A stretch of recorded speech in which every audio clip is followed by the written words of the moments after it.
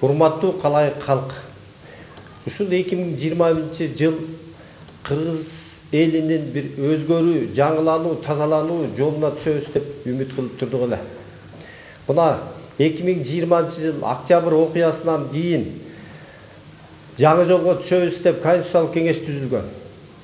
Бирок тилекке каршы бул Конституциялык кеңеште элдин бийлиги орногон жок. Булар баягы эле эски жогорку кеңештин заказын аткарып, ошолорго ылайыктап 2010 жылкы Текебаевдин конституциясын жазып беришти. Анча-мынча өзгөрүү болду. Ошол конституциялык кеңешке биздин интеллигенциянын каймактары чогулган. Бирок ошол интеллигенция элди түшүнбөстүгүн көрсөттү бүгүнкү күнү. Ошол дагы эле коррупциялык, мафиялык, партиялык системанын заказын аткарды. Анын бардыгына бизде далилдер бар. Ошондуктан бул бийлик бутактары качан гана элдин алдында, башкача айтканда элдик курултайдын алдында өздөрүнүн отчетун берип, эл баасын берип турмайынча элдин бийлиги эч качан орнобойт. Жана бийлик тараптан дагы жоопкерчилик болбойт. Ошондуктан 2021 жылы 17 февралда аргасыздан Ала Тоо аянтына тынчтык митингине чыгып, жогорку кеңеш караган күнү дагы бир жолу алардан талап кылууга чыкканын турабыз. Ошондуктан бардыгыңыздарды 17 февраль күнү саат 10-до Ала Тоо аянтына чакырабыз. Урматтуу улуу кыргыз элинин урпактары, чынында кыргыз элинин тагдыры оор абалда кала берүүдө азырдагы. Бир канча жолу кан төгүлгөн революция эмес, төңкөрүш болуп атат да. Мен фотожурналист катары ошол жерде кан кечип жүргөн катары айткым келет. Бирок элдин бийлиги эч убакта орногон жери жок. Бул бийликтеги өкүлдөр, ар кайсы убактагы болгон президенттер, чимкирик дейбизби, сабатсыз депутаттар элди эксперимент кылгандан кайткан жок.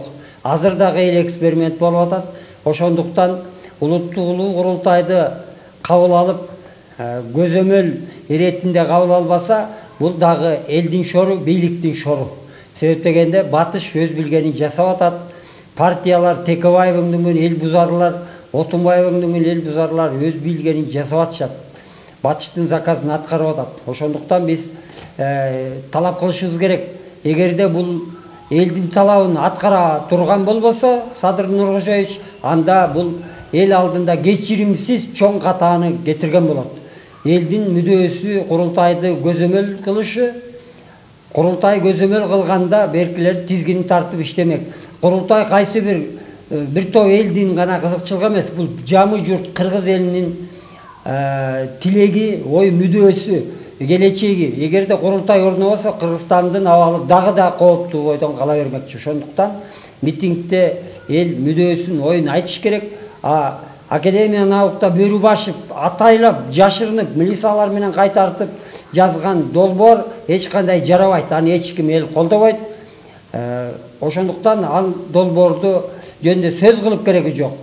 Элдин кыжырына тийбесин. Элим тынчтык жол менен чечели. Такыр болбосо, элдин чыдамы жарыла турган болсо, ошо чыдам жарылган эл эмес, ошону атайла ошо жолго түрткөн бийлик башчылар күнөөлүү болот. Эл алдында жооп берет. Тарых кечирбейт аны. Урматтуу кыргыз элим, биз бүгүн кайрылып атканыбыздын себеби 17 күнү депутаттар заказ менен аткарган баш мыйзамды талкуулап кабыл алган жатышат.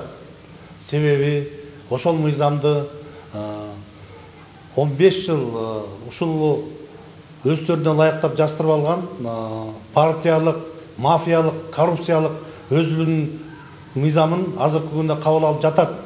Себеби булар миллионду жесе, миллиардты жесе, анча-мынча акчаларды берип кутулуп кетет экен, бир топ уурдап, бир дар уурдаган байкуштарды түрмөгө салып атат.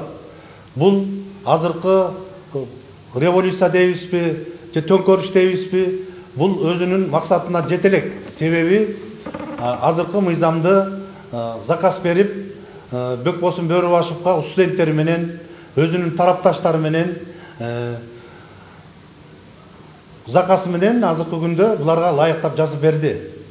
Бардык элден биз кабыл алдык деп болгон элдин талабына лайыктап жаздык деп атпайбы? Мунун баары тең бүт көз боемочу. Себеп дегенде бардык прессалардан кооздоп кандай жазбасын, бул Бакиевдин убагындагы, Атамбаевдин убагындагы ошол эле жазган мыйзамдан эбегейсиз азыркы убакта президенттерге укуктарды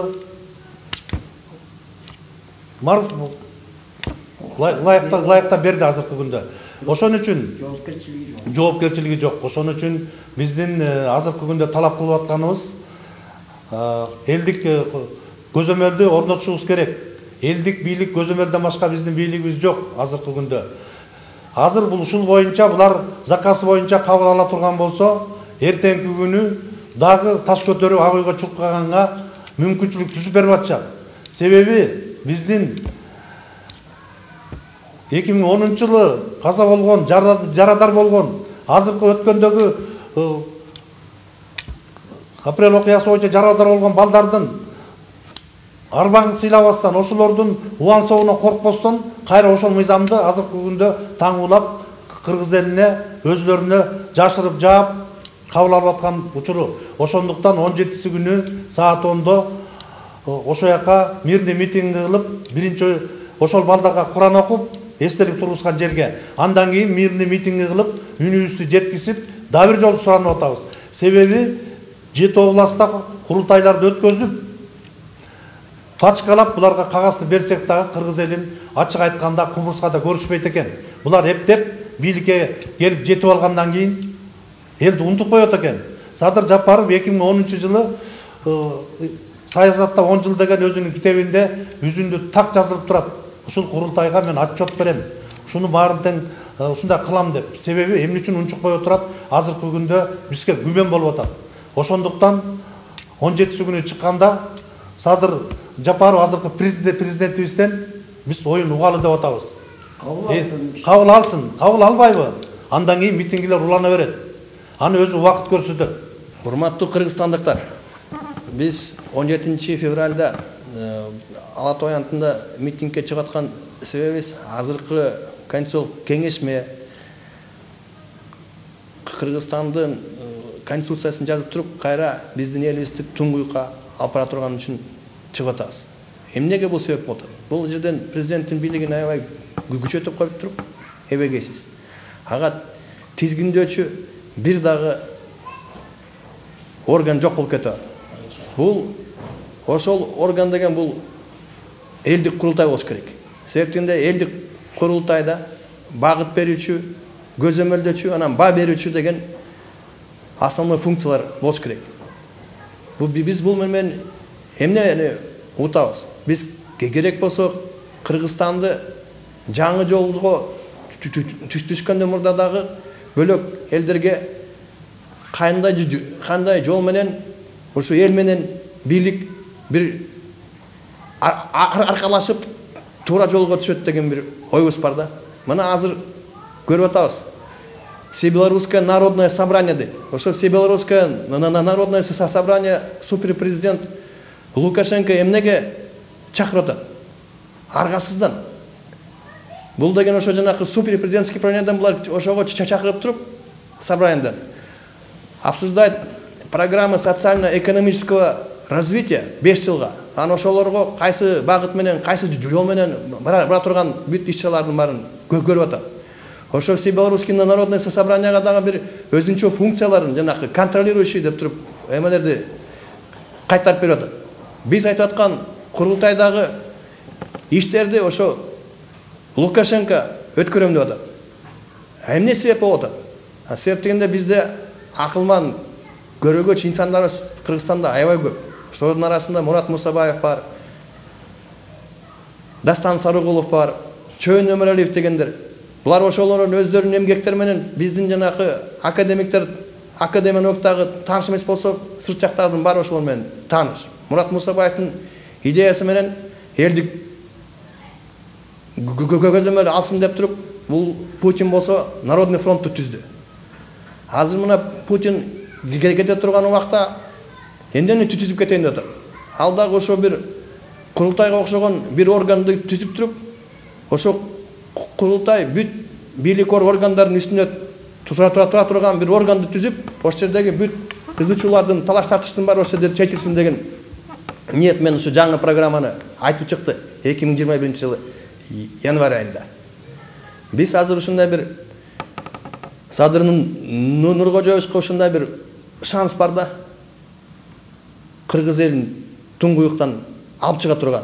Ошо элдик курултайды өзүнүн функциясы менен, өзүнүн полномочиясы менен 2010-жылы өзүнүн китебинде 2013-жылы өзүнүн китебинде жазган эрежелерин киргизип койсо эле, Кудай буйрса, элибиз тынч аман эсен болуп болчу. Мына азыр бүт баары эмне кандай кылат, бул кайсы эмеге колду коюп коет деп туруп, элдин баары азыр аябай бир күмөн сынап атат да. Кайсы жол менен баратарыбызда бизге баары мындай бир туман сыяктуу болуп кетип атат. Эгерде эл бийликти не издесе, ошондой элдик курултайды киргизиш керек.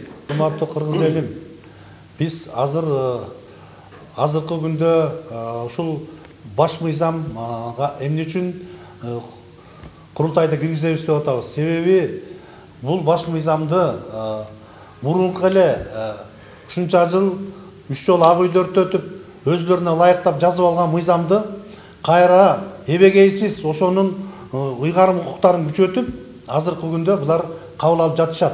Себеби биз конституционный кеңешке сунуш берди, анан элдин баарын камтыдык деп айтып атышпайбы?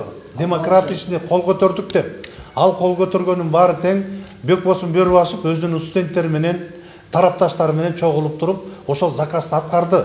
Азыркы күндө бул Кыргыздын саткыны, бул жанагы депутаттар олтуруп чыккынчы десек, биз жаңылбайбыз, биз факты менен айтып атабыз. Себеби 3 жолу төшүн чапкан, азыркы отурган көпчүлүк депутаттар бул Кыргызды ушул туңгуйга алып келген ушул депутаттар. Эми ушул акыбалга алып келген депутаттар, ушулар кыргыз эл үчүн жакшы мыйзам жазып береби мына? Ушул жерде биз ушул суроону коюп атабыз.